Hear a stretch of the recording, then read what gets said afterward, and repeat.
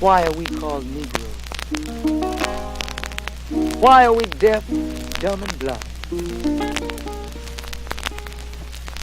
Why is everybody making progress, yet we seem to be lagging so far behind? Why are we mistreated? Why are we in this condition, stripped of our name, our language, our culture, our God, and our religion? Here in America, all of our religious training has been gotten by the preacher.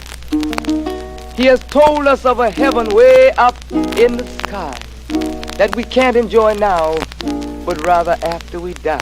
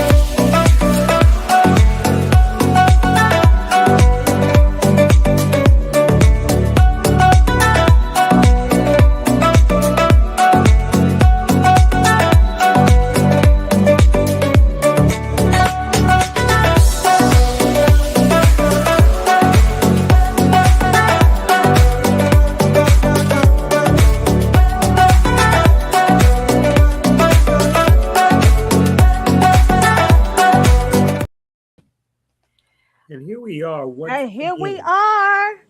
Praises be to Allah. Part of the relationship series. Go ahead, Sister Kalila. Okay, here we are. I want to first start off in the most holy name of Allah, always bearing witness that there is no God but Allah. Muhammad is his messenger.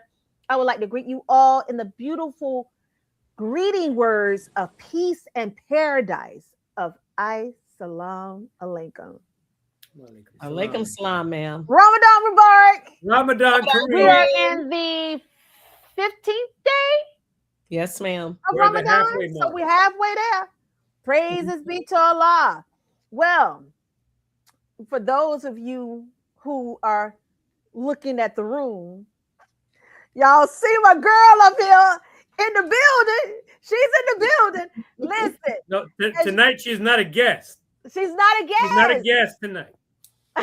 So she is going to be our very own honorary guest. Look, she's gonna be the homie. She's gonna be the homie of the 7th Region Coalition Thursday Night Talk for the series of the relationship series.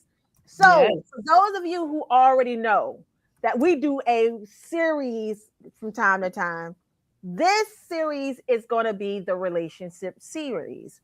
And what better person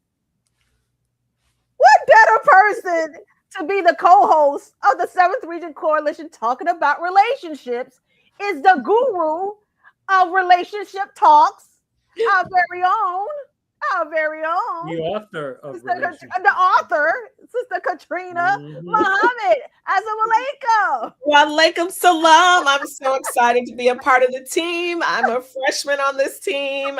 I am a guest co-host, and I am so honored and excited. Thank you so much. Ramadan Mubarak. Ramadan Kareem. And she's no stranger to podcasts. Don't. Of course. A little something about podcasts. Just a little. Yeah. Just a little something. Listen, I am so happy and so stoked. If you all do not know, first of all, I know everybody say, Kalila, you always say that this is my favorite subject. But no, for real, relationships is like my favorite favorite subject. Yeah. Because I'm a lover of love. I love the love. And if you are a God, which we are all gods, children of the high God, you have the love of love. It's just buried somewhere. Exactly. And sis, let's be honest, it's the other half of our faith. The other half of our faith is you finding your partner in life. This is very serious business. This is not a game to play. This is nation building. This is one of the pillars of our faith. We need each other. We're not meant to be out here in this world just riding solo and just be alone forever for eternity. No, we're supposed to create and make families and be with one another. So, I mean, even more so now than ever, with everything that's going on in the world, we need each other. We need to focus on our communities and make them a better place to live. And how can we do that if we're not family? We have to create families. So these brothers can cook bean soup on their own all the time. That's right. They need some help. It's not better than the MGT anyway. So with that said, I am going to turn it over to our dear brother Tony. All praise is due to Allah. I'm so honored that you turned it over. I'm talking like this is like the first time. Beloved family, in the name of Allah, the beneficent, the merciful, I bear witness that there is no God but Allah, who came in the person of Master Father Muhammad, the supreme being, to whom holy praises are forever due. I am forever thankful to Almighty God Allah for the most honorable Elijah Muhammad, and I thank them both for the honorable Minister Louis Farrakhan. Assalamu alaikum, peace be unto you, Abaragani, Hotep, Frida Land, Buenas noches, Sakpase, greetings and all the beautiful greetings that our people greet each other in. Welcome to your Thursday Night Talks, which is spearheaded by the 7th Region Coalition to Help Save Lives. The 7th Region Coalition to Help Save Lives was organized by our Student Regional Minister, Student Minister Patrick Muhammad, soon after the Criterion message of the Honorable Minister Louis Farrakhan back in July 4th, 2020. Sister Kalila, we're going on close to 6 years now. 6 years! Look at that! But beloved family, we were assembled to guide our people to truth and to guide our people to safety. In our flyers, you'll notice that we have a lighthouse. Our people are in troubled waters, just as Jesus, when he was in the boat with the disciples and they were scared, and he said, "Oh, ye of little faith." It's time to build up our faith. That's right. And guide our people to safety as a lighthouse that is guiding us to the shore, to the other side, as the Honorable Elijah Muhammad told us that the Honorable Minister Louis Farrakhan would do just that, take us safely to the other side. We're striving to do that, beloved family, through various means, through various topics, and we're doing that through the 9 ministries. The 9 ministries have been given to us by the Honorable Minister Louis Farrakhan in the midst of the 2005 Millions More movement. These are all 9 ministries which are geared towards helping us find our purpose in life. 9 ministries that are geared towards guiding our people to safety. Tonight, we're focusing on the head ministry, the ministry of spiritual development, because when we're talking about relationships, we have to put the God first. That's right. In every relationship that we are in, that relationship that we have with the Creator is paramount. It is the most important of all relationships that we can establish. And so, this ministry of spiritual development, it goes as follows. This ministry bears responsibility for assisting the individual member of the community in the process of heeding truth and right guidance. Respect, honor, and obedience to the authority of the Creator in all aspects of life are essential to peace, harmony, freedom, justice, and equality. In the words of the Honorable Minister Louis Farrakhan, self-development is an absolutely essential component of this microcosm of the new world. It is not enough that we grow horizontally through the acquisition of farms, factories, banks, industry, trade, commerce, money, good homes. Horizontal growth alone is death. All dead things are on a horizontal level. Therefore, we must grow vertically, grow in uprightness, or we will be overcome by our horizontal growth.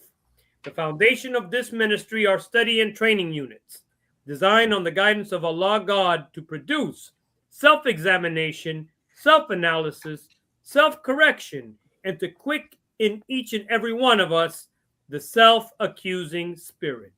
For it is only when we are awakened morally that we can face the self-accusing spirit that leads to our resurrection. With that, the one who will be introducing our exquisite guest here tonight is Brother Mark. Brother Mark, take it away. And Brother Mark, before you say a word, because I know you finna come through with the ones and twos, I want everybody to do. Come on, y'all. Let's start. That's right. Let's get it together. Let's like. This is your Thursday Night Talk, so this is what you do when it's yours. You subscribe, you like, you share, you copy and paste the URL and send it to group chats. You send it to your friends. You send it to your family because you care about them and you love them. Right. Absolutely. Exactly. You'll send a fight that was on Facebook to somebody else. I send a joke or two. We'll just send some knowledge to them next time. Teach. Yeah. So let's break bread. With that being said, the floor is yours, Brother Mark. Thank you, Sister Kalila. Assalamu alaikum. Alaikum salam, sir.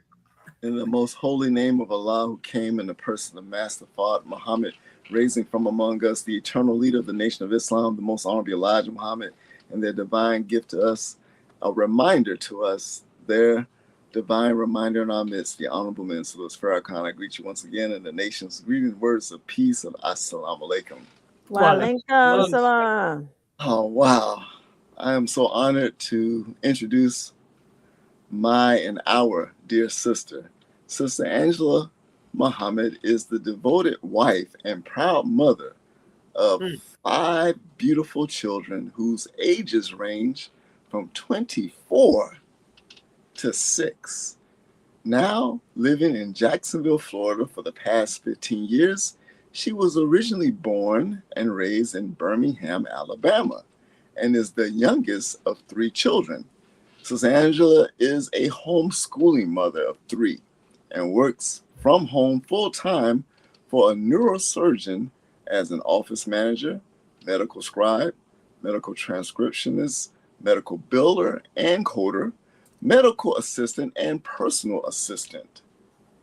She is also an entrepreneur and owns her own business, Surgicare LLC, and has clients in the Jacksonville and Miami areas. In addition to this, she is also the owner of, Unity Bakery and Cafe in Jacksonville, Florida, that specializes in bean pies, cakes, cookies, Brother Tony, and homemade specialty breads. Oh, man. She also does meal preparations for customers, providing wholesome meals based on how to eat to live. Sister Angela is also a level 2 Reiki practitioner, part of the 10,000 Fearless here in Jacksonville, Florida, as well as a Gold Seal Dianetics auditor.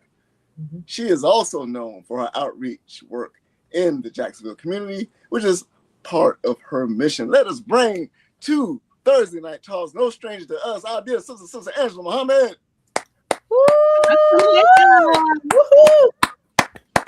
All praises are due to Allah. Yeah, especially bread. Assalamu alaikum. Especially bread.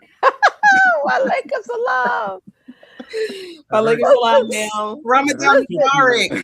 Ramadan Kareem. ma'am. Sister Angela, we got a lot to unpeel. That's what. Listen, first of all, I want to thank you for coming to the show and starting this relationship series. Yeah. Because what better person? Yeah, what better person to start this off?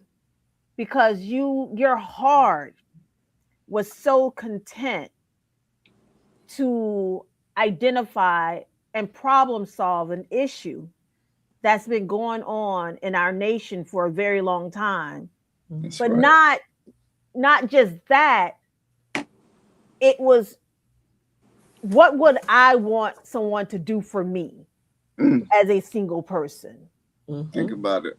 And you not only went above and beyond, but you made other people believers of what your concept is, to bring other people and invest in their minds, their skills, their talents.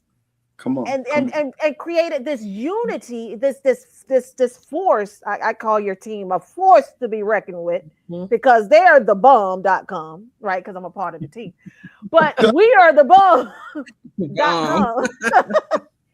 And you're facilitating and you're organizing has just made this thing, honestly, an international,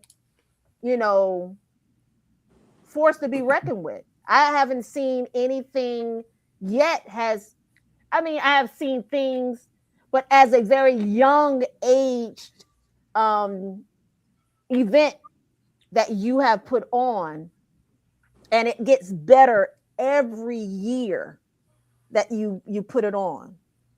And you could tell that it's followed with your heart. It's followed with your passion. It's followed with the gift that God has given you. And like I said, I applaud you. Sister Katrina was just, indicating how much everywhere she goes, she's talking about Sister Angela in regards to this, this energy that you bring hope to our singles in this single social, atmosphere. Can I jump in and give absolutely? It's like double Dutch, right? Like when you jump in. Go ahead.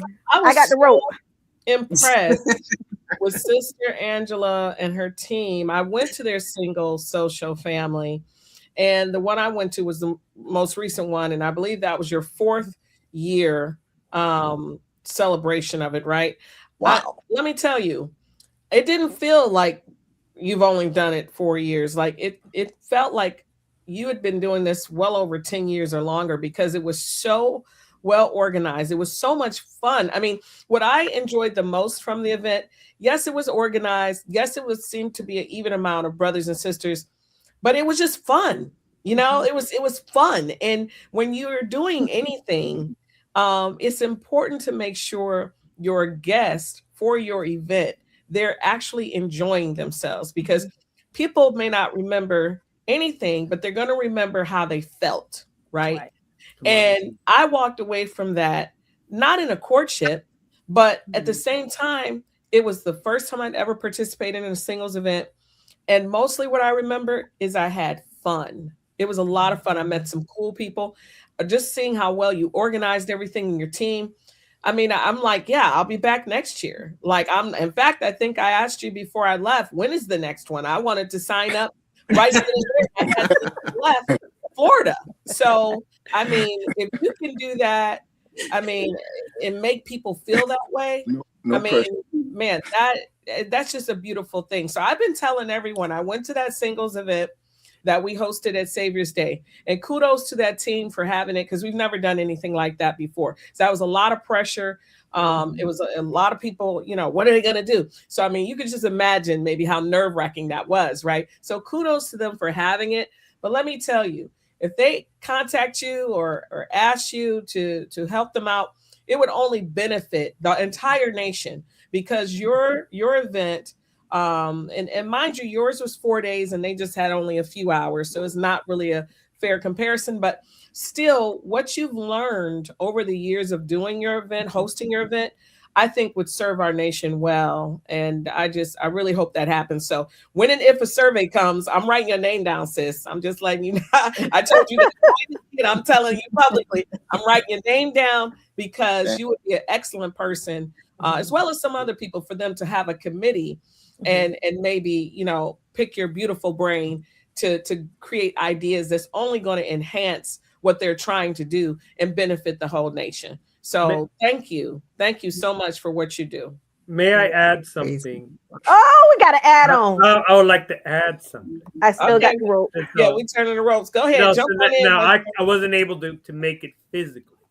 But our sister and Stu Minister Willie, they facilitated for a portion of the program to be available through Zoom. and I tuned in on Zoom. And I'm very grateful for them because and you didn't feel like, okay, that's just them on Zoom, all right, whatever, no, they included us. Included, yeah. Oh, brother Tony just said da, da, da, da, da, da. Brother da, da, da, so brother or sister so and so just said da, da, da, da, da, da, da, and it was incorporated into the whole program. Yeah. And so this was that type of program done right.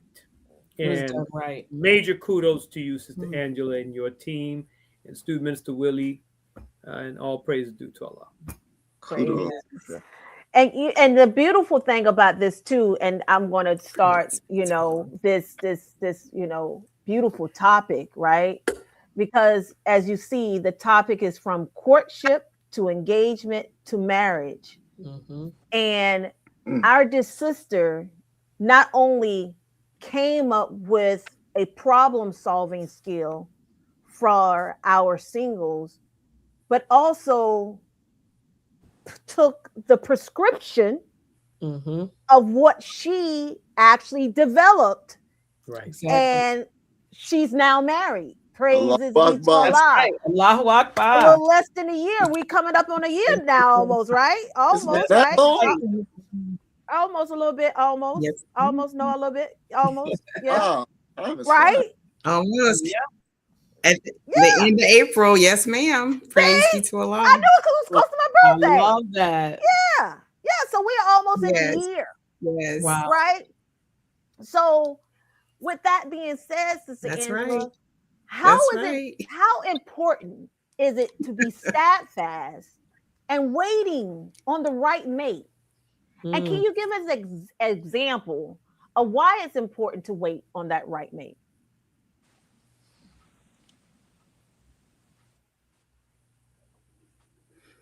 Well, it's muy importante. Brother Tony, no hablo español. I just know a little bit, so I may throw something in every now and then, but I don't speak it like that.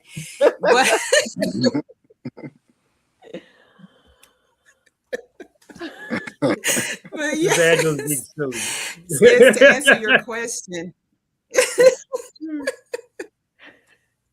To answer your question, it's very important. It is very important. I recall hearing, and I'm going to paraphrase, but it was Student Minister Nuri who was saying how. Oh, she broke up. Next to us making the choice of believing in God. Can you hear me? You're going in and out because it seems like you're saying something so good that the Matrix want to take it, and I don't want it. I don't want the it would cause you to freeze a little bit, right? Okay, Sister Angela, try it again. Okay, she might have to log out. It might be. It's like she has a delay there. Yeah, she got a little delay. Right now she's frozen. Yeah, she's moving. She's moving. Okay, but it's like a delay though. Hold on one sec. Internet. She's going to come back, but inshallah she'll be back. Listen. So, but Sister Leela, you left out. It wasn't just her that got married. There have been 7 couples or something. Yes, that met from the event she's been hosting. Her and the team. You're part of that team in Jacksonville. And again, this year was the 4th year, so now you all are working on the 5th year, right? And it's been 6 or 7 couples that have met there and gotten married from that event. I mean, not only that, but also ages at the event last year. Right, but and even there was a born a witness there, that we actually had a ceremony that took place during the the single social that just bear witness that said, hey, I met here, I got in courtship here, there was an engagement that was announced, And now I'm letting you know that this is real. Let me show you how this is supposed to work. I They mean, met the last beautiful. courtship and they got married. They met at the last retreat and then they got married at this retreat. Oh, yes, that was So, the couple that got married when I was there. exactly. That's right. So you all are really averaging like one married couple, at least one married couple a year. I mean, Yes. if you look at the stats of that and how long you all have been doing it and how many couples have been produced from this event, I mean, Sure. that's excellent statistics right there. Yes. No, And the beautiful thing is we also follow up. I follow up with all the couples. I was just talking to sister Vivian and brother Larry. That was the couple that got married. And I always call them my Aaliyah couple. Age ain't nothing but a number. That's right. Because they're way in their age to where most of people who are they age, 70, 80, they're like, I'm done. I don't even want to have that, even the feeling of love, because I'm trying to love myself and get to know who I am. But even in that regard, I followed up with them, and Sister Vivian's like, we're still in the honeymoon phase. We're still there.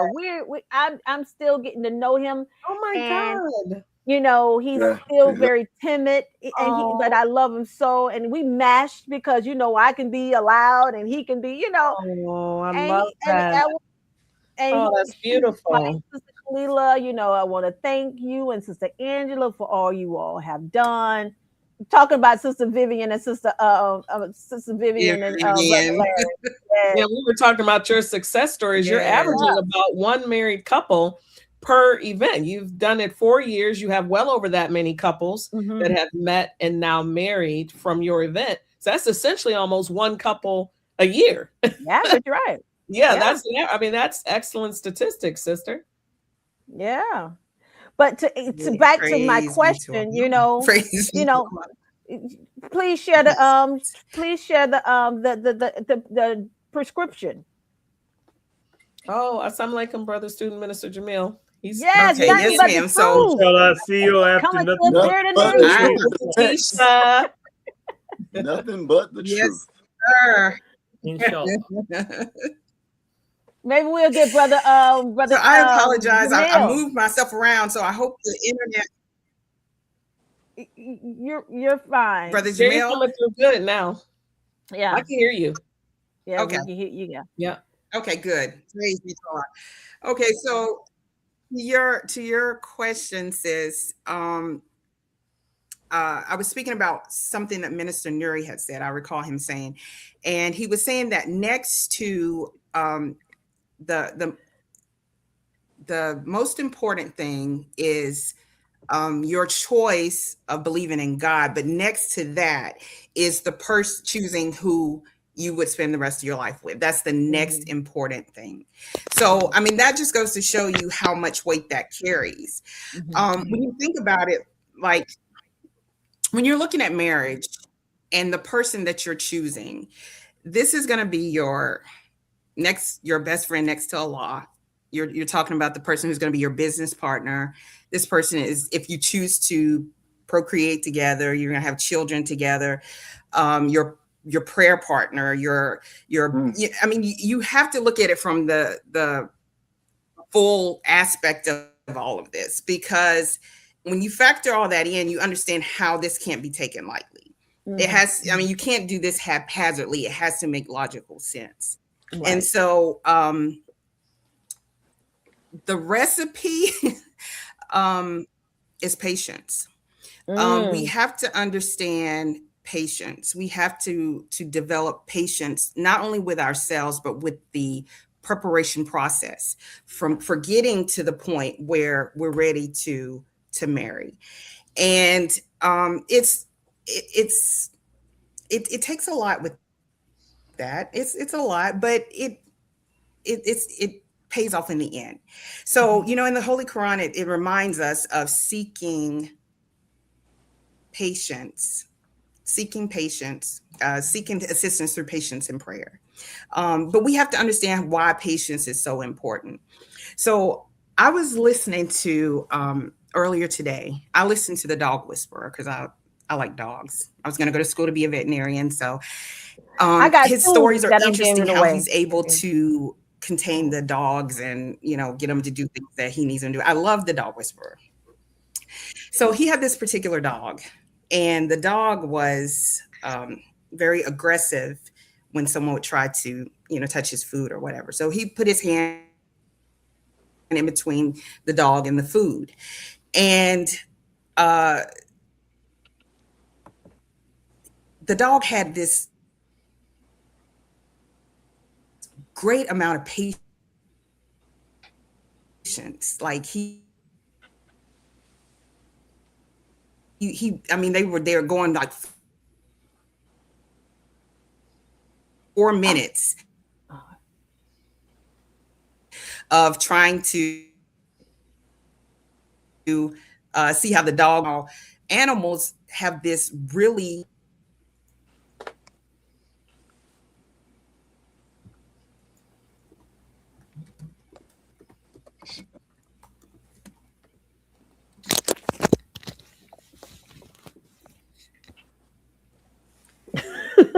Oh no, she's frozen. Can you hear me? Yes. Now we can hear you, Sister Angela. We can hear you, but you. Oh man, the enemy's at work, Sister Angela. You like a frozen princess.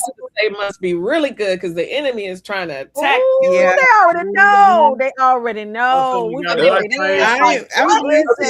save some lives for real. I promise you. Angela. The enemy is freaking out right now that we're having this relationship series. The enemy is like, no, you're not going to save marriages. Oh my goodness. Oh no, you're not going to save marriages and save families. All right, not today. Oh my goodness. Okay, we can hear you now, sis. Everybody needs to be bad and bougie. And we can hear you now, sis. Come on, you back to normal. This is deep. Yeah. Roll with it. It's funny because this is deep, but we're gonna keep going. Yes, so praise be to Allah. So what he was saying about the dogs was about patience, right? Patience. The dog was very patient. And he said you can dominate with he said you can dominate with patience. He said you can dominate with patience. And that was so interesting for me hearing him say that. So I go to ChatGPT and I'm like, I need you to break this down for me. That's kind of profound. So what I found was what they said on ChatGPT. What they say? Can you hear me? What did ChatGPT say, Sister Angela? We can hear you now, sis. Can y'all hear me? Yes. Yes, ma'am. What did ChatGPT say? Yeah, I want to hear what ChatGPT said. Right, me too. I'm on the edge of my seat. What did brother ChatGPT say? Again. Oh man, I'm about to fall off my seat. Man. What a cliffhanger. Angela, you frozen again. She gave us the ultimate cliffhanger. Listen, look. You might have to go and get the wire hanger and put it in the old antenna. The old antenna. The old wire hanger antenna. She's Angela, are you there? And by the way, you all, we do mic check. So ChatGPT says change your Wi-Fi. Minister Desmond, you know what? Desmond is only a student minister would say that. Right. ChatGPT says change your Wi-Fi. Change your Wi-Fi. Did you see it a minute ago? He was like, wait a minute, with those stats, 365 events equal 365 marriages. She should do whatever every day. Whatever day. That is hilarious. Student minister Desmond. Oh my goodness. He 2 for 2. I love it. Wait, Sister Angela got that mojo going. What was the last part? They's getting married now. Nah. They's getting married. Nah. Nah. Okay, Brother Michael. Come with the jokes. We love it. That's a quote from Cole. No, that's the enemy, though. That's the enemy trying to do that. Yeah. That is, man. It's crazy. It works against them if we have healthy marriages and strong families. You know, Right. it works. Right. That's the because there's less communication on the internet and more communication with your family. Right. There you go. That family bonding. You know. There you go. That somebody I really like you. You know, with so while Sister Angela is getting back on. Let me see. Let me see. Here we go. What we got, Sister Angela? Sister Angela. Talk like to me. Talk again. Like, listen. You must be like right Angela by almost outside, ain't it? Look, ain't it? You almost outside, ain't it? Sister Angela making it work. Listen, I've been all over this house. You got the Wi-Fi like right there, like trying right to find the Wi-Fi sweet spot. There we go. Listen, I've been all around this house. And what's funny about this is I've used this before and I've never had a problem like this before. So that's interesting. Yeah, that's interesting. Everybody, so I the ministers need to know what ChatGPT said. Look what Mr. Desmond said. Said ChatGPT says change your Wi-Fi. Change your Wi-Fi. Comedian. Listen, me and Brother Desmond been going back and forth about iPhones and Androids today, so I know he got jokes. But right, of course. Always talking about my Android. So I am so sorry, y'all. I don't know what's going on. I am so sorry. But let me get back to what we were talking about. So this is what ChatGPT said. Yes, you can dominate with patience, is what it said. And it says calm persistence and self-control can be more powerful than force or aggression. He said, instead of trying to overpower a situation quickly, because sometimes we get hasty, it says, wait for the right moment, observe carefully, act strategically, and stay emotionally controlled. And so it also said, this was let me see if I can find it here because I wrote it down. And this is what I love about Sister Angela. She's going to write everything on paper. Yeah, I need to. She's going to make sure that, because I need my notes. Yeah, me too. I need my notes. So this is the other part of it that was really interesting, and it said, it means you can call me. Let me find this in my phone here. Right, Ms. Desmond. Okay. It said, so in other words, patience can be a quiet form of strength. It allows someone to guide outcomes without rushing or forcing things. So I thought about that when we are going through the process. And as Sister Khalil had asked the question about remaining steadfast, patience is a big part of that. Staying steadfast and patient through the process. She also asked to give an example. And this is the example that I usually share with people when I'm talking to them, because it comes down to you understanding what it is you're looking for. You have to know. And that's what we should really be doing in that time when we're single, is studying ourselves. We need to know ourselves to be able to know what it is that we need and what we're looking for. So I give people the example of, like, you got 1 + 1, right? That equals 2. Islam is mathematics and mathematics is Islam. We can prove it in no limited time. So if you have one person here and they're giving, and this person here, we're adding to each other, we're growing, we're producing. 1 + 1 = 2. That's good. Then you may have a 1 - 0, right? The 1 is giving, but the 0 is giving nothing to the relationship. There's no nurturing. There's nothing that they're contributing. It's only one person that's giving. This one person is going to be depleted. They're going to eventually be just overdrawn. They're giving everything and they're not getting anything into the relationship. 1 - 0 = 1. You might as well stay single. You might as well stay single. Then you have 1 - 1. And in this, we're doing our own thing. This person is not giving. This person is not giving. We're not contributing to each other. We're not nourishing the relationship. We're not doing anything. Right. I got my thing going on, but we married, right? But 1 minus 1 equals 0. So you have to know in your mind what it is, the type of relationship that you want, and then you move from there. Wow, that's beautiful. That's beautiful. I like that, because they were, I heard this concept is when you're wanting to find somebody, if you're a giver, you have to be with a giver. That part. You can't you can't have a giver and then a taker. Right. Because that's that equation that you use, that 1 minus 0, because he or she will be draining you, and then you become 0. Exactly. Right. 1 minus 2, 1 minus 3. Right.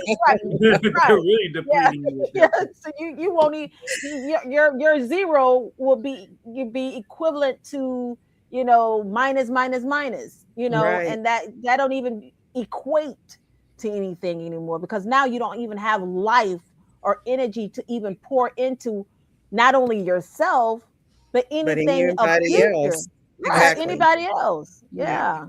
Sister Angela, I do have a question for you. Yes. We've discussed this before, but we're revisiting it again because we're on this topic. Yes. How did the interest to start singles events for members of the Nation of Islam come about? Okay, so this started. We had went to a singles retreat that Brother Marcus and Sister Cecilia had hosted in Miami. And that was my first time ever going to a singles social or singles retreat. And I had a conversation with Brother Marcus at the time, and I was like, well, how often are these put on? How often can we expect to be able to participate in something? Because I loved it. It was absolutely wonderful. We had a great time. So I was just curious as to how often it happens. And Brother Marcus shared with me at that time that it's done once a year. And so I was like, oh, well, once a year, time is kind of tick tock, right? Time is working against us, right? Patience. And then so patience. There's patience right there. That part. So some of the sisters that went with me, we're pretty close, and so we had this conversation. We were sitting out on my back porch talking about it, and I was like, it shouldn't be on Brother Marcus and Sister Cecilia to do this. I mean, we appreciate what they're doing. We love what they're doing, but it shouldn't just be them. I said, there's something that we can also contribute to this. We can put something together, and, they have one, maybe we can have 2 a year. Maybe we can have 3 a year. Maybe we can, where we basically have more of these events and more opportunities for the believers and the single believers to come together to potentially meet a court mate, so that's how it started. We sat down, I went to brainstorming and took some ideas to them. They were on board, and it took off from there. Awesome. I love that. So my question would be, what success stories can you share from all the singles events that you and your team have hosted over the years? Now, we talked about the married couples, but maybe it didn't lead to marriage. Like, how many actual courtships, how many engagements, how many people just contacted you and said, you know what? Oh my goodness, I had the best time ever. I met some great people that I'm still friends with today. Or I met someone that actually introduced me to the person I'm married to. So they didn't come to the event with me, but guess what? I met someone at your event who introduced me to the person I'm married to. So what would you say to that in terms of all of the successes over the years that you've done your event? Well, we've had successes in pretty much all of those areas. We've had believers who have come. They didn't necessarily meet a court mate here, but they went back to their respective cities, and then they met someone there, and then went on to get into a courtship. Some have ended up married. We've had, of course, my staff I think that pretty much everybody, if they're not married, they're engaged or in a courtship. And that happened also, during the events. During us putting on all of these events. Oh wow. During us putting on all these events, we've all and like even my husband, I didn't meet him there, but I did, through the process of us putting on these events and everything, he saw me. Somebody gave you an Elihu. So yeah, but we've had and then of course the marriage that we were actually able to partake in, which was absolutely beautiful. Brother Larry and Sister Vivian actually reached out to us, and they were asking us to have their marriage ceremony during the single social, because they were so appreciative of what we had done, and that was just beautiful to be a part of that, but we've had courtships that have come out. I don't think there's been one time that we put on a social that there were not courtships that came out, whether because this is how I see it. Whether it went on to a marriage or an engagement or not, it's still a success.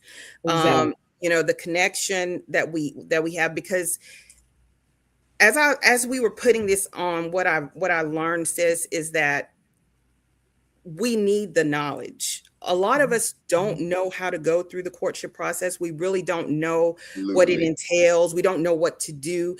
We have to have the knowledge and the understanding of what to do to go through that process, because we're trying to get successful relationships. We don't want to keep adding to this high divorce rate that we have. We want to do the process right. We want to go through it properly, and we want to have a desired outcome. So that's what we're getting also.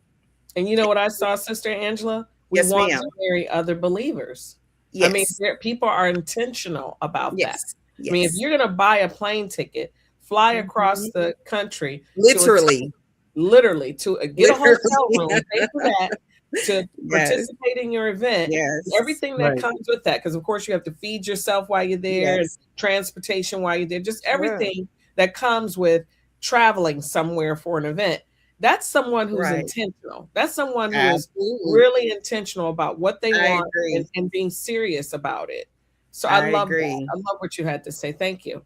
Angela, if I could bear witness with your events, you get to learn more about yourself. Yes. What your interests are, especially what your interests are in a potential mate. Right. And so that is, for some of us, they're like, nah, man, I don't, those events are corny, like, I don't know. Like, stop doubting. Just go and try it. Yeah. You're gonna, if anything, you're gonna learn more about yourself. Right. You're gonna be in a situation where you're like, man, you know what? I didn't think about that. I didn't know about that. I didn't know that. Right. I never thought of that. Right. Because it starts with us. It starts with us. I mean, we have to, it's self-improvement. That's what it is. It starts with us. So we have to have that incorporated in these events where we're learning about self, and I think about it all the time, how the first God studied himself. How do we think that we can go without studying ourselves? We have to know who we are. So that's a big part of it, is knowing what you need, but you can't know that if you don't know who you are. So we have to act like, we can't keep acting like that's not important. That is very important. So we have to incorporate that in our events. And also you have a very active staff. I mean, I can just bear witness to me. Yes. I am the matchmaker, honey. Yeah, she is. I mean, like, yes. I'm like, exactly. Who do you got your eyes on, my brother or my sister?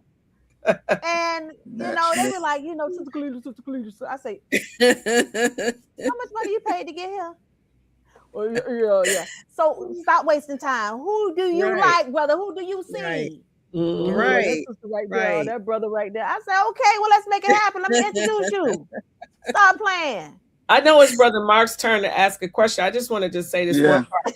There are people who pay thousands of dollars to matchmakers for what you're doing. I'm talking the tens of thousands to get that type of service, to be introduced to someone, to for people to pull information to present them, to present to them rather, of someone of their interest based on what their questionnaire, the answers from their questionnaire. I'm talking about tens of thousands of dollars. And I can't think of the brother's name. He's a black man. And I posted on my Facebook page. He's like well-known matchmaker, one of the best in the business. I mean, starting out at least 10 grand to even sit down and do the questionnaire and all that. I mean, there are people that pay serious money. Yeah. Serious. I'm in the wrong business. I was about to say the same thing, Brother Mark. Oh, yeah. Wrong business, man. Come on. Oh, my goodness. Yes. My dear sister. Yes, sir. Now, I got a real serious question for you. Okay. Yes, sir. As you and I both know, there are many believers who have been single for a long period of time. I felt that. Right. That was long.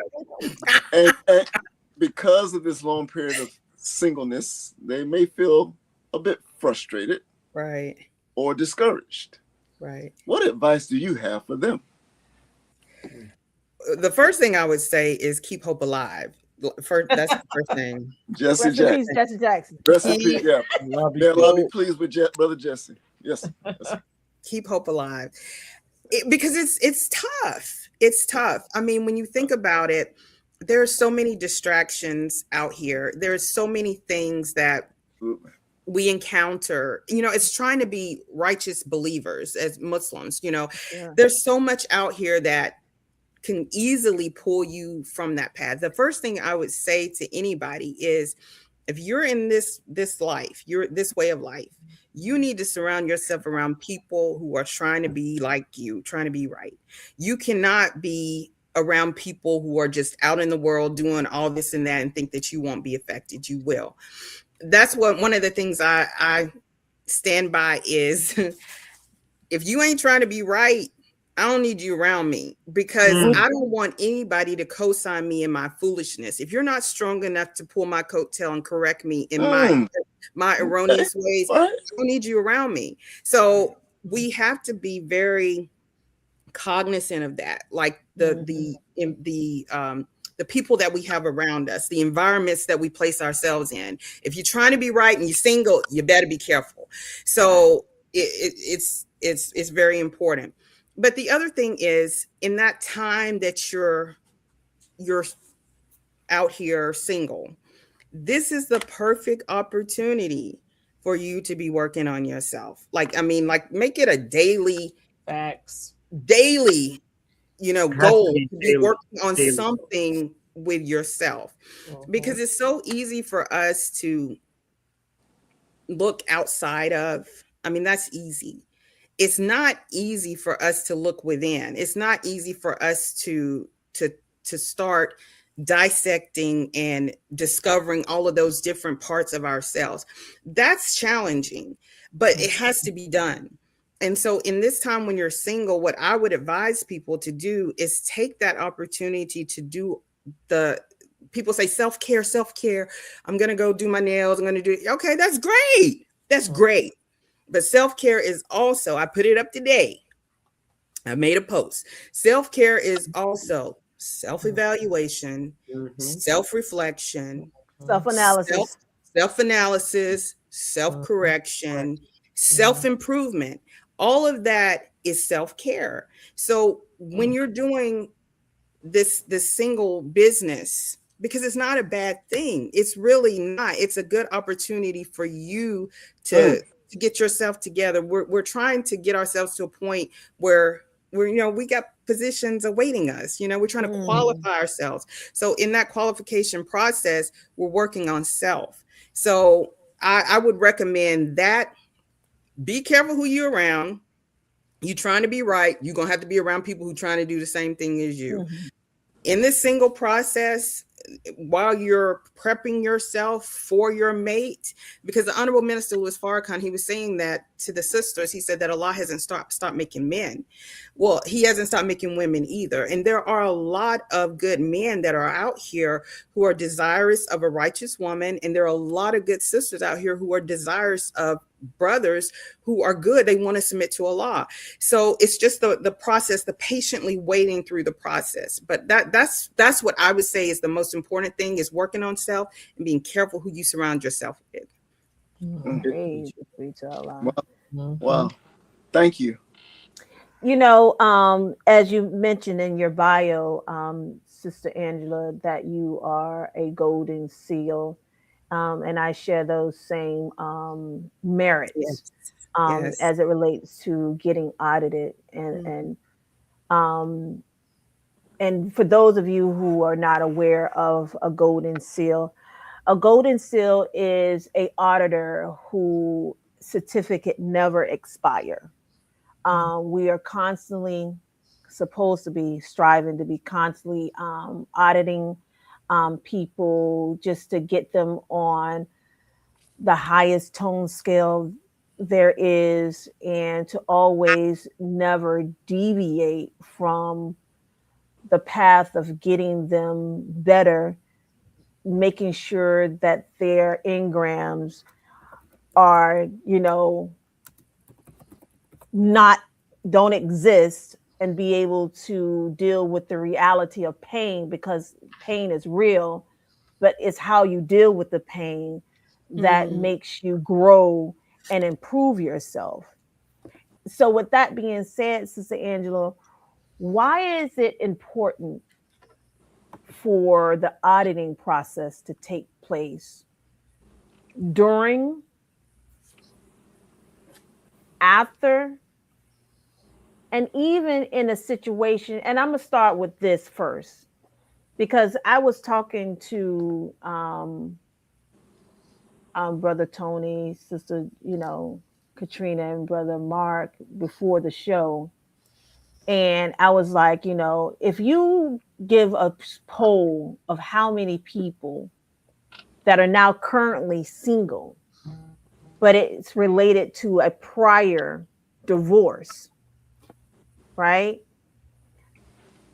There will be pretty much everyone's hand will go up, because the single people are actually just getting out of divorce, or getting or have been divorced.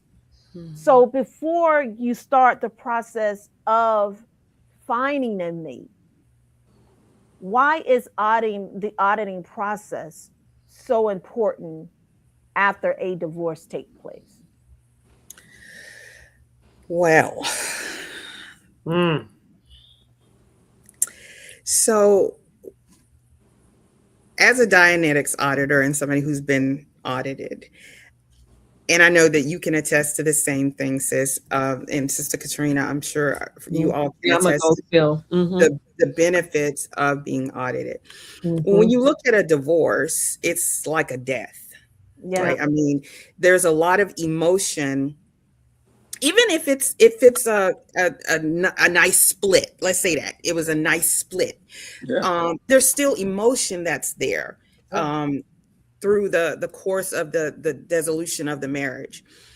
My thinking was, because I went to Egypt, I wasn't playing. Sister Naira, if you all know her, she is amazing when it comes to Dianetics. She knows a lot about it. She actually had put together a trip to go to Egypt. I was so serious about my healing process that I went to Egypt. And she was straight auditing us up over there, straight auditing us. When you think about it, I looked at it like this. I felt like I wanted to be married again if Allah blessed me to be married again, but I didn't feel like what I had went through in my previous relationships that I wanted to take it into my next marriage. I was like, I didn't see the justice in that. I didn't think it was fair for me to take what I had on me into my next marriage. So I was really serious about addressing the issues, addressing the pain, addressing the hurt, healing for me, but it would be for the benefit of my husband as well, because I wouldn't take those issues that I had, the pain and the hurt, and put that on him. So I think it's important for us to in our healing, right? As this goes back to dealing with self, back to self. I think it's important that we address, and you don't know when things are going to come up. Like it doesn't have to be from necessarily a divorce. You may have things coming up from your childhood that hadn't been addressed. So it's important for us to get into the importance of dealing with ourselves and trying to clear ourselves of any past hurts, pain issue that we have before we go into that. And even when you get into the marriage, you still need to be audited. You still need to, because things will come up. You know, you're with a whole different person. It could be something that, like I said, back from your childhood that comes up during this new relationship. So it's really important when we want to try to get our minds right. Because a lot of what's going on with us is our minds ain't right. And it's creating all these problems that we have in our relationships. And we have to understand that's part of the foundation, is getting our minds clear, our minds right, to be able to function properly in a relationship. You know, the communication, all of that is important, but we have to do the work on self. We have to do the work. Praise. Well said. Thank you. Wow. Thank you. Well said. Sister Angela, Yes, I'm going to ask, Sister Katrina asked a question about wins. And so about what? I'm sorry. Wins that you have experienced as a result of these gatherings that you've organized in Jacksonville. Yes, sir. But sometimes we don't think of wins in terms of when you're having these type of events, what positive effect it has on the believing community in general. What are some of the biggest wins that you've experienced in organizing these events? Just thinking on the most broadest terms. And I'm thinking, Sister Angela, things like someone who may have never envisioned themselves being married, and now their change of focus because of your event. The biggest wins. I don't think I've had anyone like that. That's everybody that's coming here. They're coming with the intention of, trying to meet someone. I would say, like the biggest wins that I think I've noticed and what I've seen is it's how the believers come together. Like, I mean, yes. It's really, I didn't know this when I first started it, that it was going to end up being sort of multiple purposes. Initially in my mind, it was, we're setting this up. We're going to learn about the courtship process. Hopefully we, with the help of Allah, we'll have courtships that come out of this. But as we continued putting these on, believers were coming from different cities and everything. I saw how we were able to connect as believers. I mean, people that you've never met before, brothers and sisters that you've never met before, and building bonds with believers that we've never met. It just, to me, it was just a sense of community that it was just really beautiful. To me, that was a win. Yes. Because I know that we need that. We need to be connected. We're all that we have. So to be able to have an opportunity where we're meeting one another, we're building affinity with brothers and sisters that we've never met before. It was just, that was a win for me. It was just like, wow, I didn't anticipate it being like that, but I started to see that it was serving multiple purposes. It wasn't just for the knowledge that we were getting as it relates to relationships and courtships and marriage and everything, which is absolutely, part of the biggest part of it. But it was something else that I was seeing in it that was a little deeper. And it was like, wow, we're building community, we're building family, we're building brothers and sisters connecting with each other, exchanging numbers and talking to each other afterwards, and checking on each other. It was just beautiful to me. That was like one of the biggest wins because it was unexpected. I didn't see that initially. Mm-hmm. Speaking of community, what I loved about your event is how you made room to partner with other people. I think your partnership with student minister Willie Muhammad, the student minister out of New Orleans, was brilliant, because not only is he a a writer and a very good but he has this wonderful game called Make It Plain. Right. And him and his wife started the game and allowed us to play this game. And I mean, I keep going back to the fact that I had fun at your event. Like, it was a lot of fun. Yes. I loved that. And I love to see believers working together. So you didn't have to bring him in on what you were doing. He's in New Orleans. You're in Jacksonville, right? This was there. Right. No, but you partnered with him, and it became great, even greater. So I love to see that. So with that said, you mentioned earlier how you were inspired by a Brother Marcus and Sister Cecilia's event. And then from there, you started thinking, I mean, this shouldn't just be on them. What if I did something? And so just imagine, right? What if, you never know, what if every region decided, let's start hosting events? Exactly. Right? And so we should learn from one another. We shouldn't reinvent the wheel. I'm a sales rep. We study other case studies all the time. You are a nurse by trade. You're in the health industry. We look at case management. We try to take what's good and implement business. Right. Yes. And it's really the teachings, because we believe in settling on the best part of the planet Earth, not the poor part. Right. So looking at your event, the best part of the planet Earth, the opportunity, the wins, like Brother Student Minister Tony just said, how would you inspire? And let me read the question, because we were so organized. Sister Kalila runs a tight ship, everything organized. Yes. So how can you make the singles event how can you make a singles event, even a meet and greet, fun for all participants? That question, with that in mind, I'm thinking in terms of for the believer who's watching you right now, or maybe attended one of your events, and they're like you when you were at Brother Marcus and Sister Cecilia's event, really inspired, really like, oh man, this is cool. I'd love to see something like this in my region. Like, what would you say they need to do? And I know it's a lot, because your event was like, what, a 4-day event? There's a lot that comes in a 4-day event, but kind of, the I don't know, the bullet point things maybe you can give them of what they need to do if they're trying to host a singles event or single social over a day or 2 days or 3. What do they need to do? What would you suggest to that person watching you right now? It's funny that you say that, because initially when we did our first event, that was going to be it.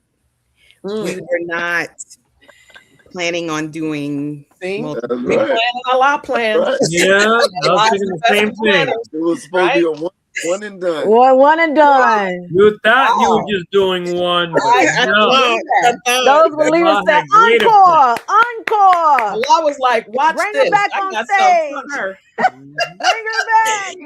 That's what you think finna happen, but that's not gonna happen. Allah was like, right. Wow. So praise be to Allah.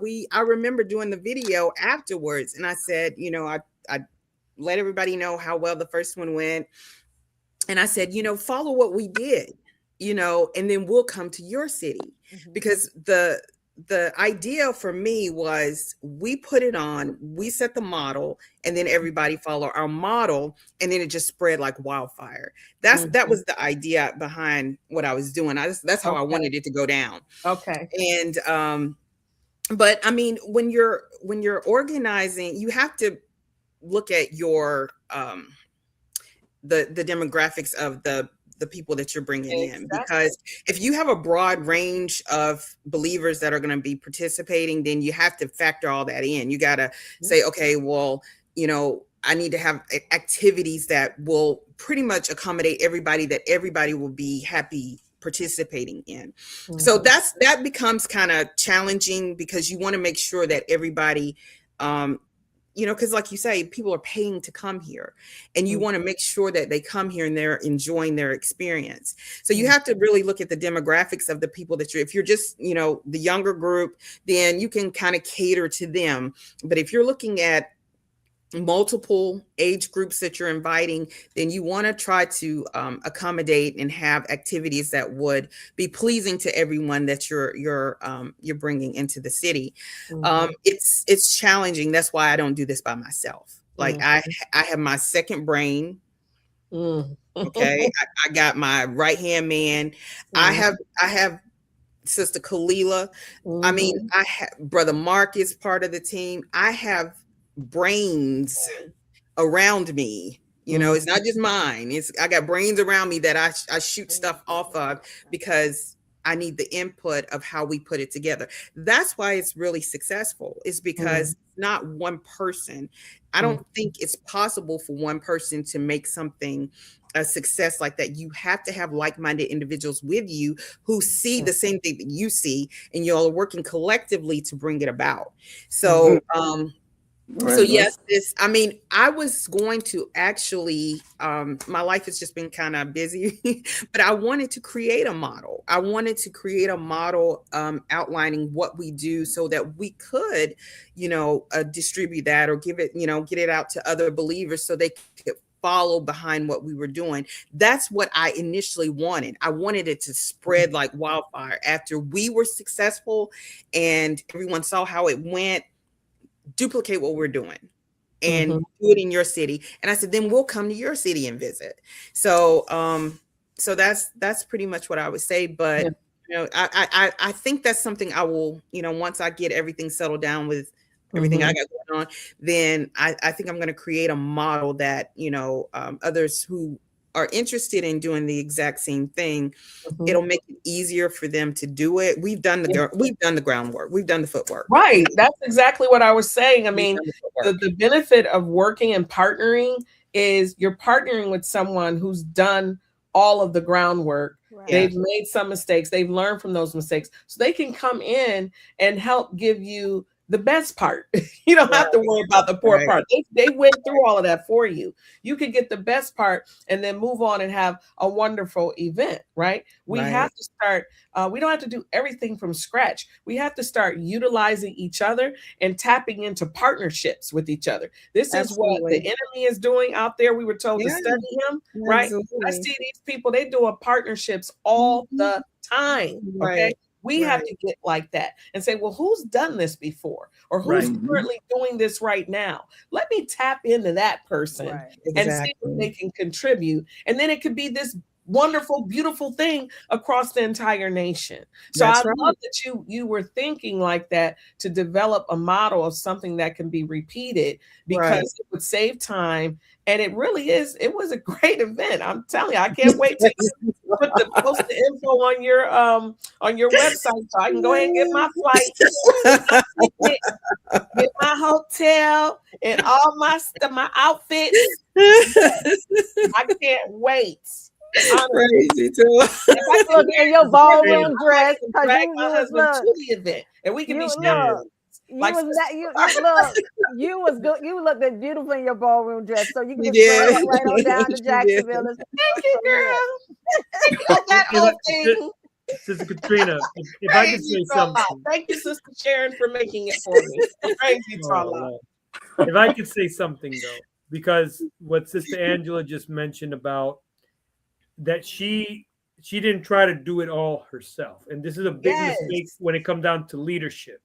When we're trying to do everything all ourselves, they're like, man, well, why isn't anybody doing anything? Why isn't anybody following? Why isn't anybody doing it? No, because you're just trying to do it all yourself. Right? It's in your but head, now, if you extract from this beautiful mind right over here, this productive mind over here, this creative mind over here, this mind over here that's gifted and talented in some other area, and you put them all together. Look, let's put this in motion.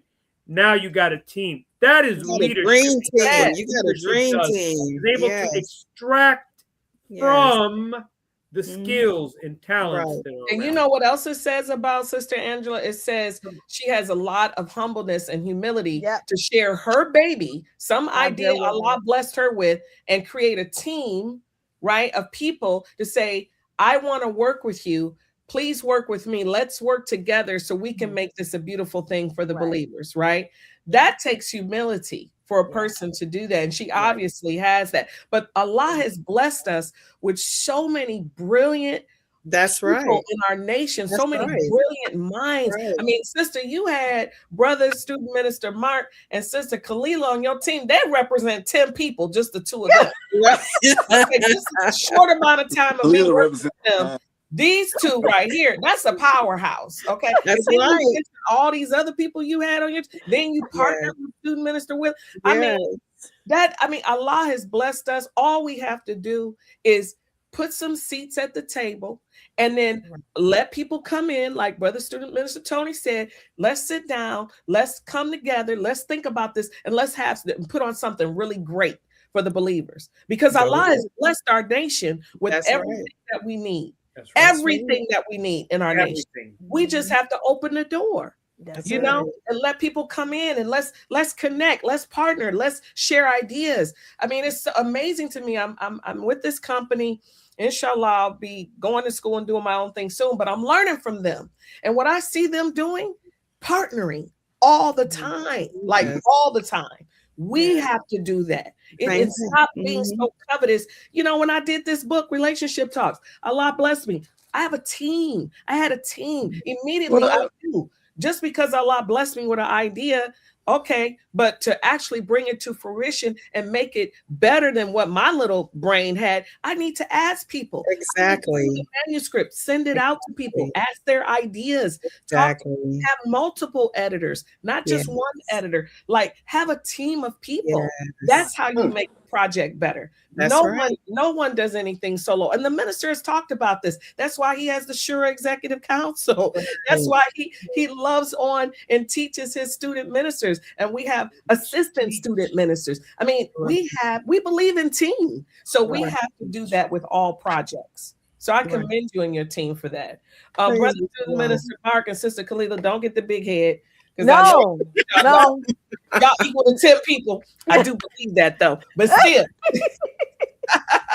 Listen, I'm a soldier. I like to work. You know, put me to work. You have a great system. Put me to work. She do. I'm like a slingshot. Okay. She do. She like to work. She like to put other people to work. Yeah, and I do, because I'm a great delegator. She is a good delegator. I look, brother, look, my he ain't doing nothing. Come over here. Let me talk to you, man. Come join this team, brother. Come join this team, bro. I'm sorry. Your turn, brother Mark. Yes, sir. Man, listen to this program. Your seat in heaven is on the mother plane is secure. I got her ticket. I mean, you just take the last letter off your name, you get angel. Right, there you go. That's right. But my question, you've already answered. But Yes, I'm going to mention it anyway. Yes. Because my question was, what are some of the key components needed for organizing a successful singles event? Now, you talked about assembling the right people together and all of that, but could you add anything else to key components for organizing a successful singles event? Well, you know, of course, the people that you have working with you is very important. But you also have to, I don't ever not think about or consider the believers. Like that is I know who I'm servicing. I'd never lose sight of that, that these are Allah's people that I'm bringing into this city. Wow. Like, I never forget that you all deserve the best. I want you to have that. I want you to experience it. In the planning process, that's out front. These are Allah's people. Right. And you're going to treat them like you know that they are Allah's people. Right. Okay. So all of that is factored into the planning process. But again, I have to have people around me who understand that too. Right. So that I don't do that haphazardly either. Having the minds that are around me, I have to have like-minded people around me, because that's how you're able to work cohesively. Because if we're thinking differently, we're gonna have some problems. Right. But if you have people who see the vision, they understand what you're doing, they're like-minded, that's what you need to make this successful. And I believe, honestly, that's why we've been able to do this on a continuous basis. For I think we put on a total of 4, because one year we did it twice. And I think that's why we've been successful, is because you have a group of like-minded individuals who understand the importance of what we're doing, the importance of nation, the importance of answering and doing what the Honorable Minister Louis Farrakhan has instructed us to do. I look at that as well. I mean, we were told to do this. So I feel like I'm being obedient to divine instructions. So, all of that comes into play. And I need people around me who understand the same thing. So. All right. It's so beautiful that you mentioned that, Sister Angela, because, it comes from, people call it work, but I call it an honor. Right? It is. Because serving our people is pretty much an honor. That's right. And it's a prayer that, I was reading the Holy Quran this morning, and the minister, the Holy Quran stated that Allah don't even need our things. Right. But the way we give thanks is by serving our people properly. That's right. And when, and like you just mentioned, Brother Mark, take the A off of Sister Angela's name. She's an angel and she walks therein. And everywhere she goes, the doors are always open for her. I mean, every time we're on these conference calls, let me tell you what happened. Somebody gave us something for free. Somebody gave us this for free. Somebody just said, we just need to call and we can just go here. And I mean, it's like, it makes life so easy when we insert God into this divine event. Yes, ma'am. I mean, it'd be like, Sister Angela got something for free again. Angela, you know what I'm saying? And Sister Kalila, it's confirmation that you're doing things right. Right. Absolutely. And when I say, and this is not like no free cheap stuff. This like free dining, like at like these hookups. Real exclusive, like we're in the back, you have to have like a little ticket or a little slide, with top of the line desserts, you know what I mean? Some desserts vegan based. I'm like, this is what's up. And then I live in the city and I ain't never been to the restaurant. So I'm like, what? Where did this come from? I was like that too. I was like, it was like an oasis. So I'm like, this just appeared here just yesterday. I didn't see this the other day when I was here, but it was so beautiful. That's and beautiful. You know that she is on point with these things like that happen. Yes. And it gets me very emotional because the thing is, at the end of the event, and all the believers are leaving, I'll be like, I didn't want them to go. Well, you don't want anybody to go. Because we had, like, back to Katrina's point, we have so much fun. You know what I'm saying? So much fun. serving the believers in addition to serving Allah, right? Yes. Right. So, you know, but then back to, you know, this reality, right? Because right now, Sister Angela, you're in a marriage. Alhamdulillah, congratulations to you. Thank you. It's coming Thank on you. a year, a Yeah. glorious year, right? Still in the honeymoon stage. You know, Honeymoon. you did indicate, you know, in your bio that you have 5 beautiful children. I can bear witness because they are very beautiful. My nieces and nephews. My nieces and nephews. Yes. Thank you. So Thank you. my question to you is, as a married couple now, right? What are the benefits of having a blended family? Yeah. Blended families. Blended families are beautiful. I came from a very large family, so family is very important to me. So the way I see it, the more the merrier. But there, you know, you think about it from the children's aspect, they're getting bonus moms, bonus dads. Hopefully, you know, God willing, they're good role models. So they have more role models to look up to, you know, as they're growing, developing the emotional component that comes with all of this.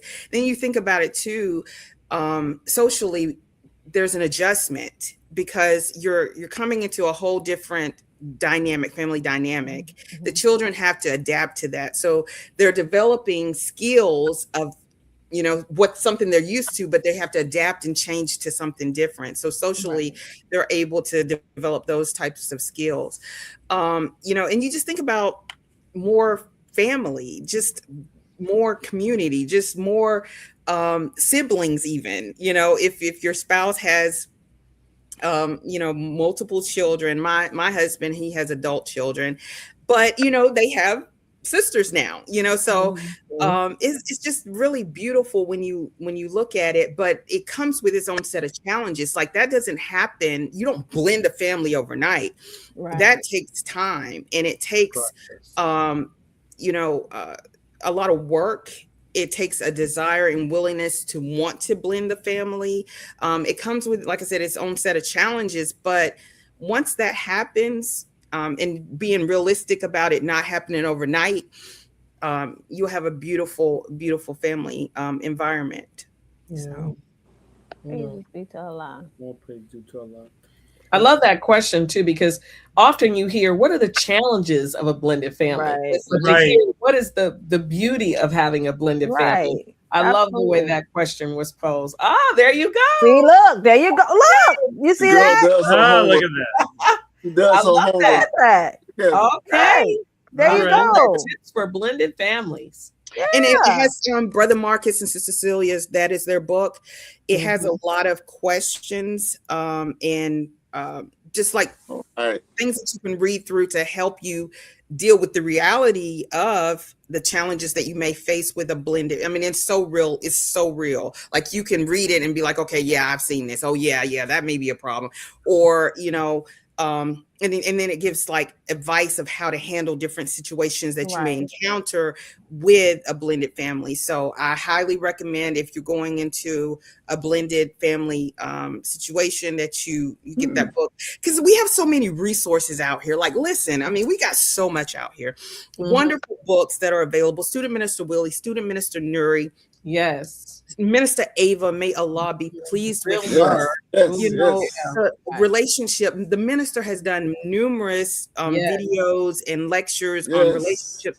Like, we really don't have no excuse at this point. The resources are out here for us to utilize. It's a matter of us taking the effort, getting the knowledge, because the reality is, I don't mean to go on but listen, we don't know what we're doing. Right. Thanks. The science of mating was not taught to us. We don't know what we're doing.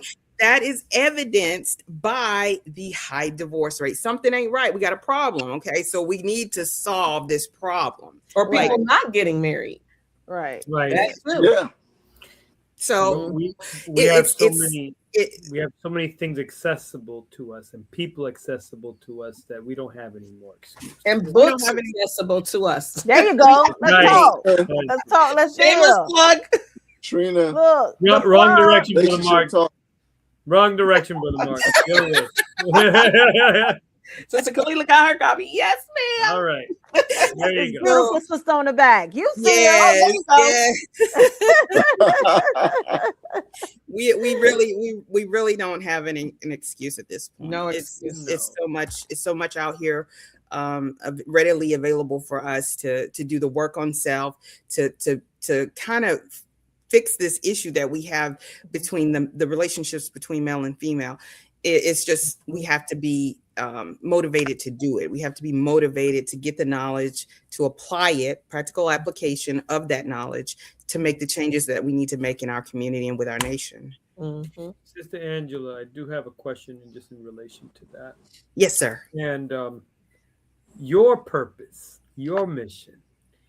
The Honorable Minister Louis Farrakhan teaches us that family is the cornerstone of nation.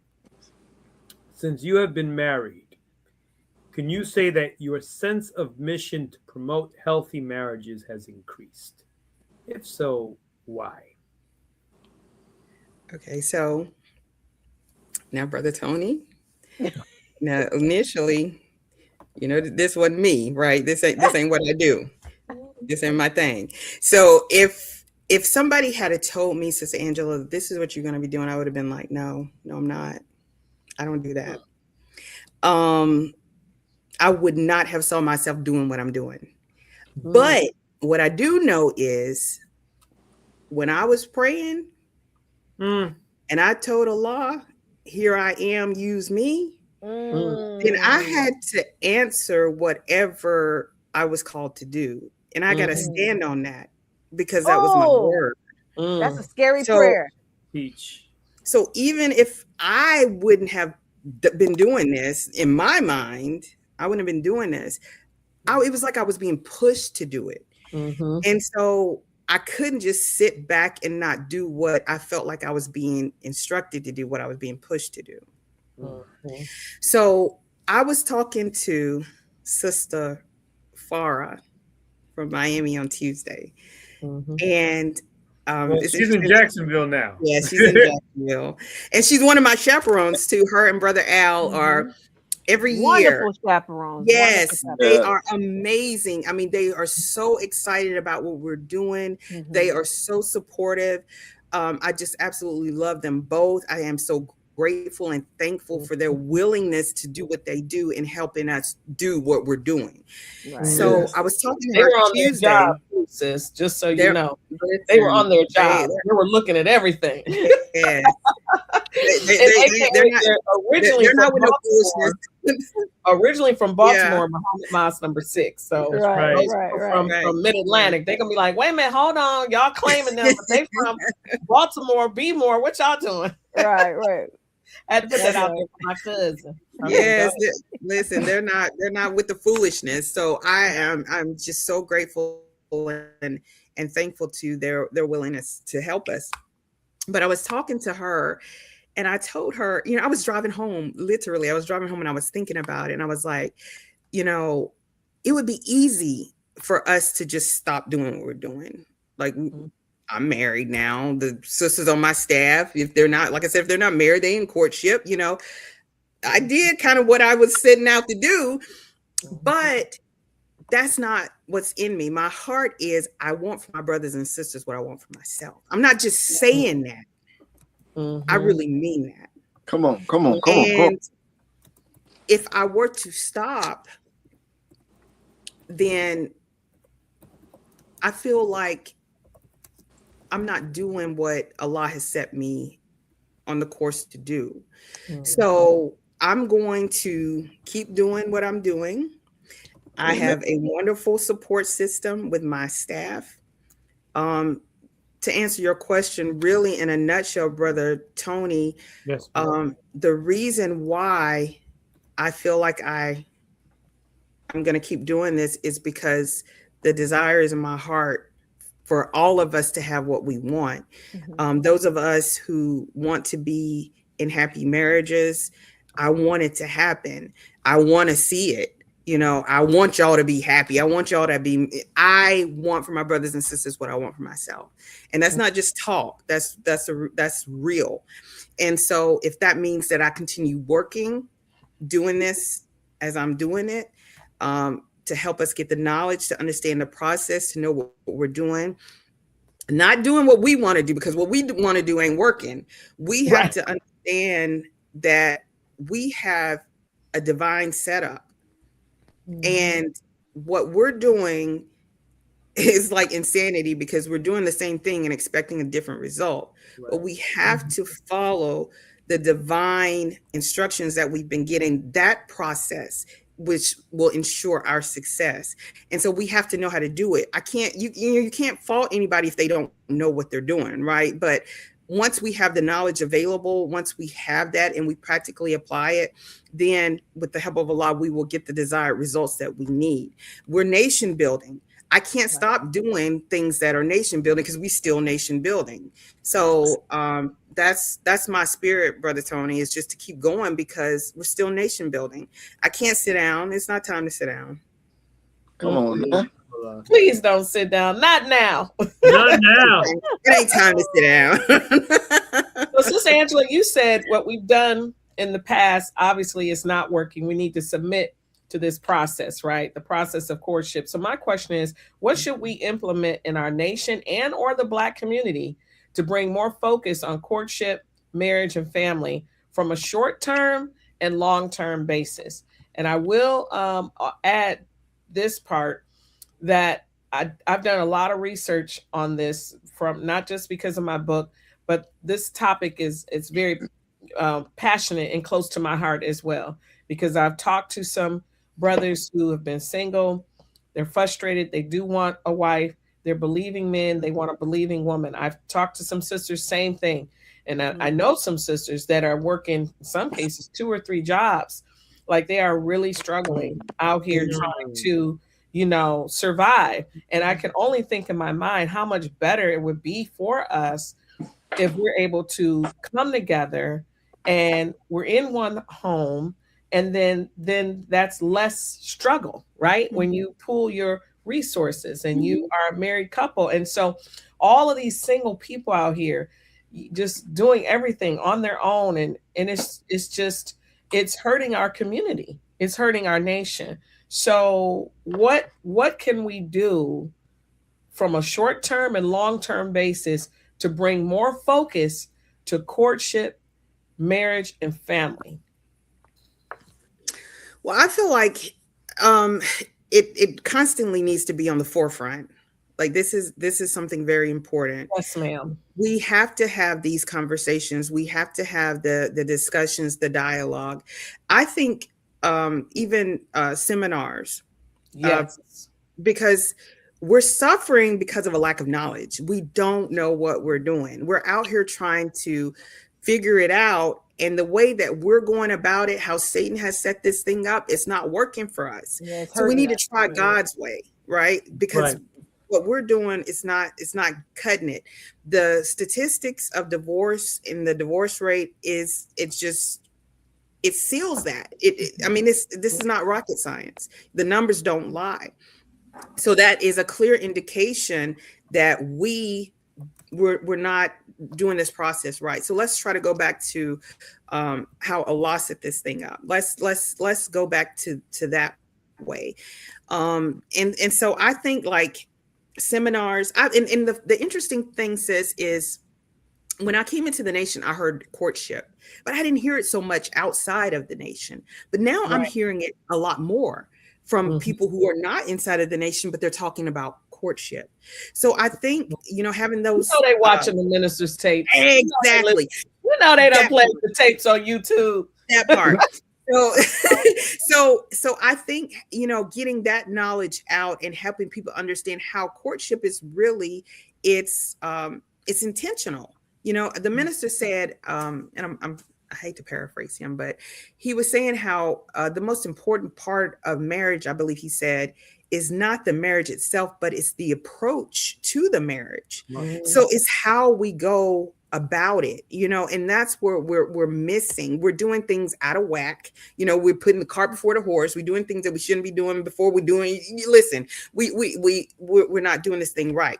Mm-hmm. We're looking for mates on superficial basis. Mm-hmm. We're not. Minister Willie said it in one of his books. He was saying that we should study how Allah chooses his messengers.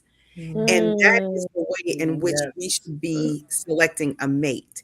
Yeah. So, I mean, when you think about it, who knows that, right? You got that's what we need to be taught. That's what we need to understand.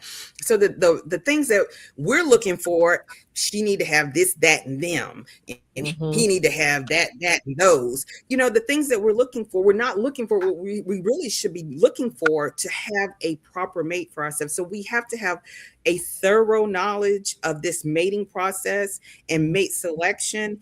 And I think that would help us to be able to sustain our marriages if we're doing it the right and proper way. We've just gotten away from it. The institution of marriage was set up by Allah.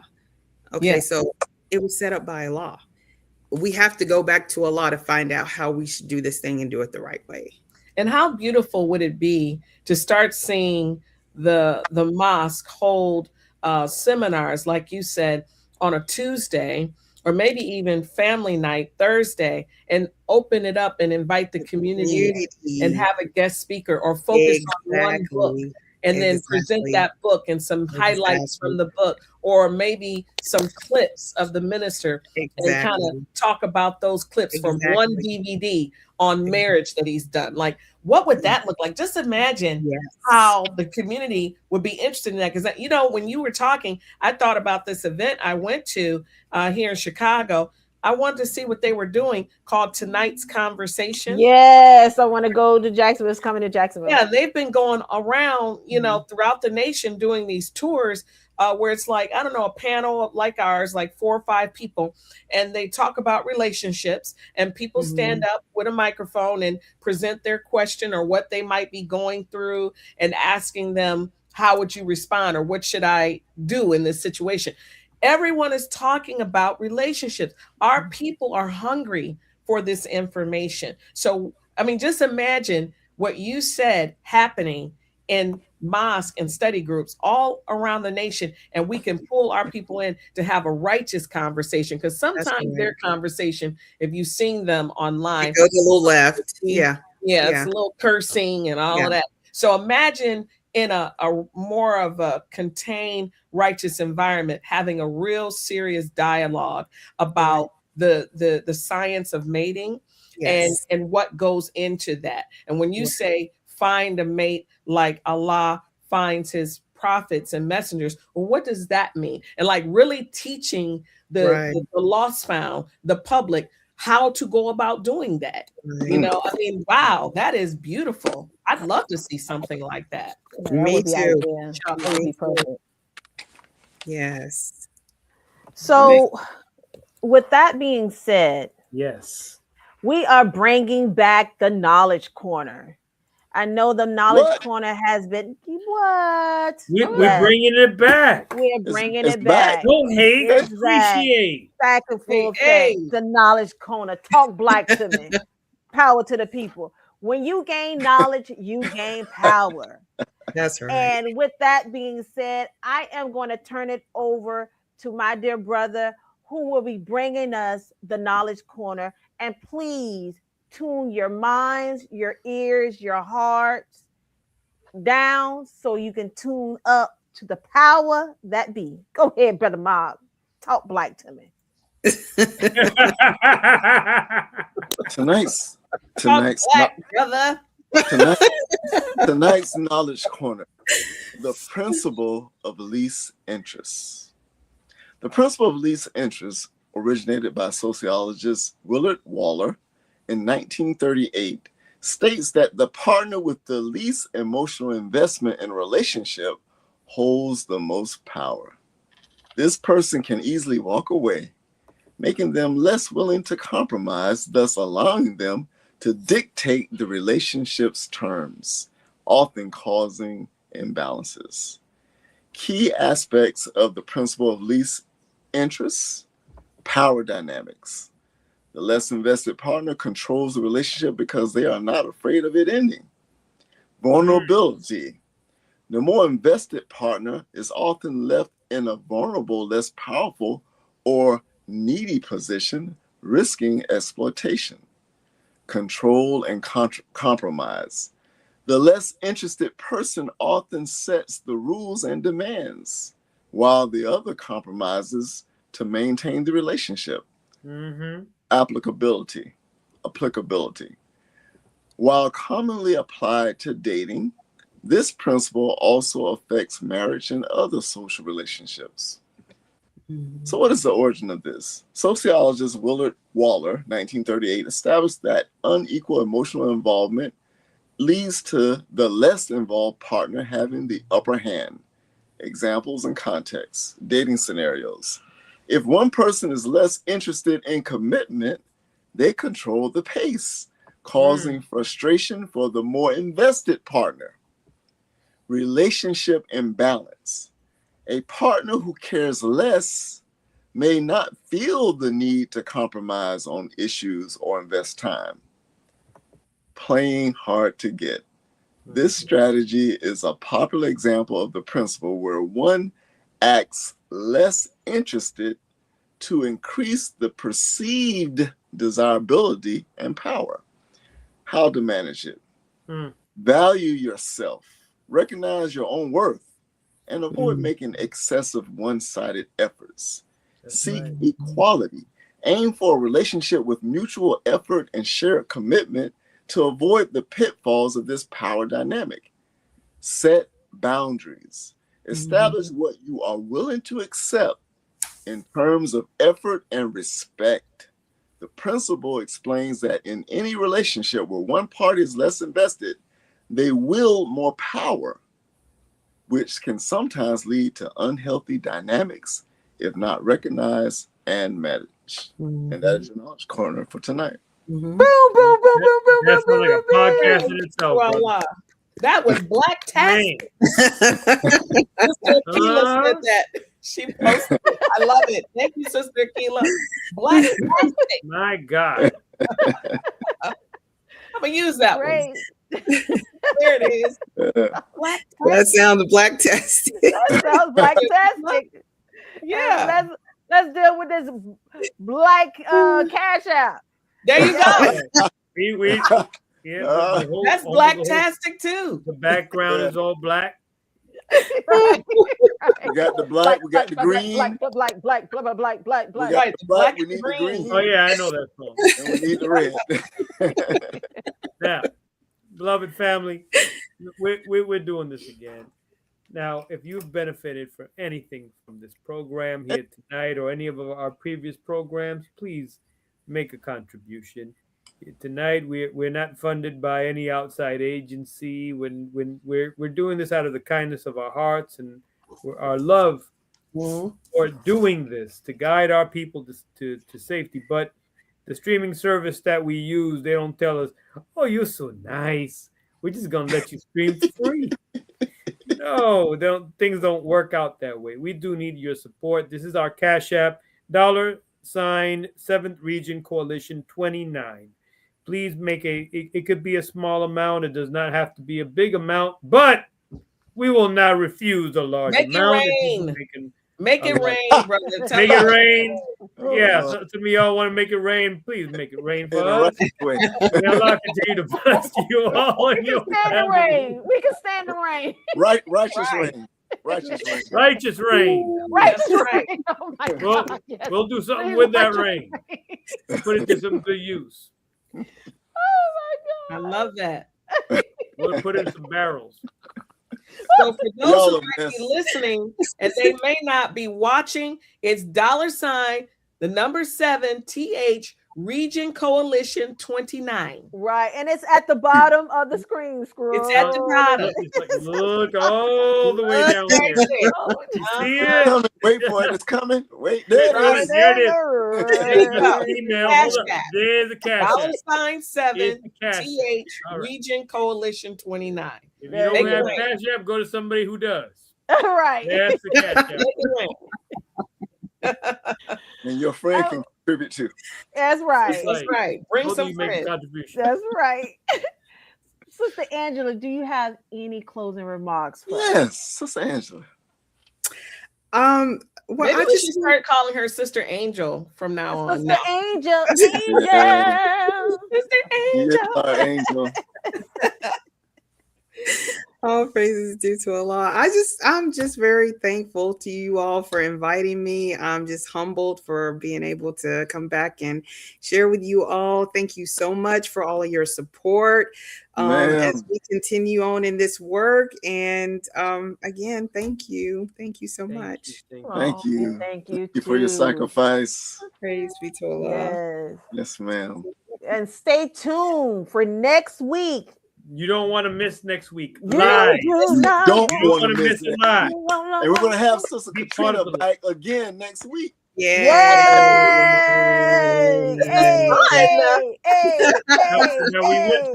better enjoy it while you can. Right. Limited time.